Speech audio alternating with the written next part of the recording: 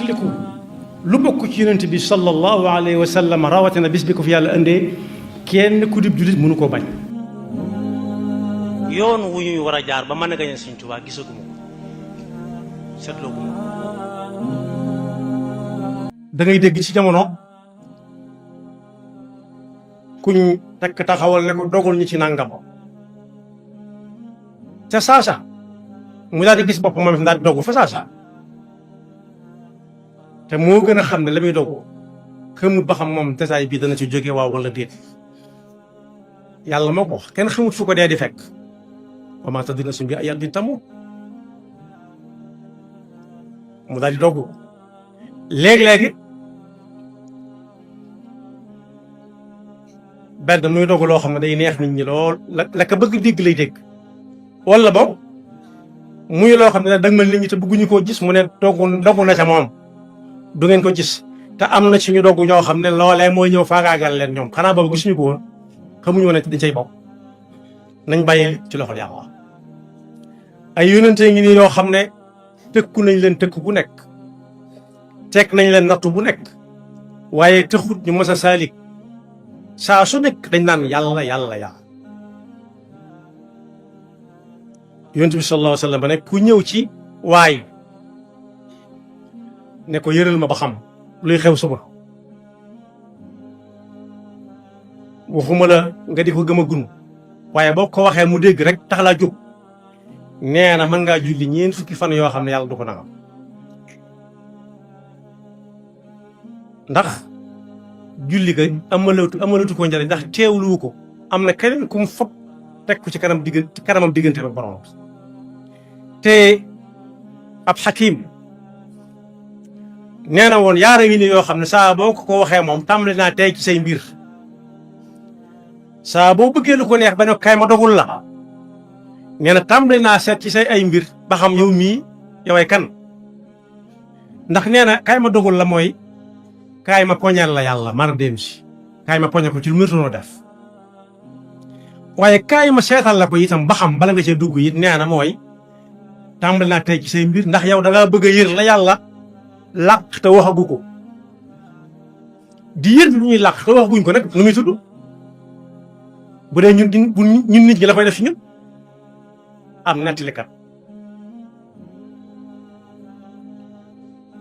waaye nee na ku ñëw ci kooku ma wax léegi ne ko yëral ma ci xoolal ma mu wax nga gëm ko nee na kooku weddi na mboolem yonent mës a andi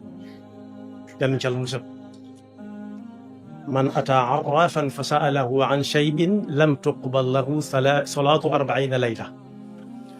ci beneen riwaaya man ataa arrafan aw kaahinan fa saddaqahu bima yaqulu faqad kafara bima unzila ala muhammad te alquran nee na ku doonu bu jullit ba yàgg mu bëgg a teg jéego yoo xam ne day gàkkal li yonent bi andi woon yàlla waajalal na ko xam koy dalal ba noppi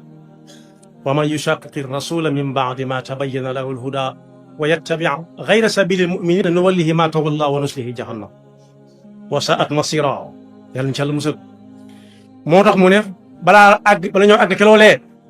falyaxdari alladina yuxaalifuuna an amrihi an tusibahum fitnatun aw yusibahum adabun alim nañu moytu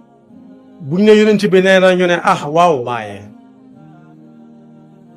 ndax loola yàlla du ko néegi ëllëg lam lañ cey teg jëfandikoo na baatu fitna nag neexut a misaal ci suñu làkk bu ma ci jëlee bu yomb ku dem ci néeg boo xam ne bii kam fa fekk moo ko fa wóolu te sañ na ko wóolu tam fonk ko lool ruum ba bari ay fel lool loola benn la ci fitna mënut a jékki-jékki jug ndax cër ba tax kooko te fel yi moom xamuñu ko diw xamuñu ko diw woo wala sax lu gën a néew fitna ay fel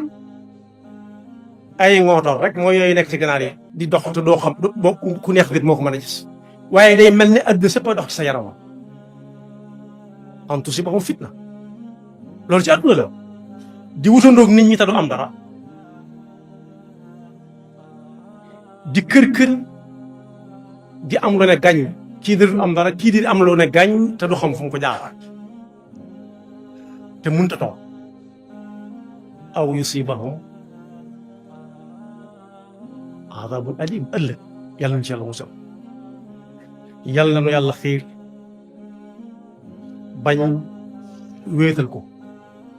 ci lépp te bàyyee ko ak suñ mbir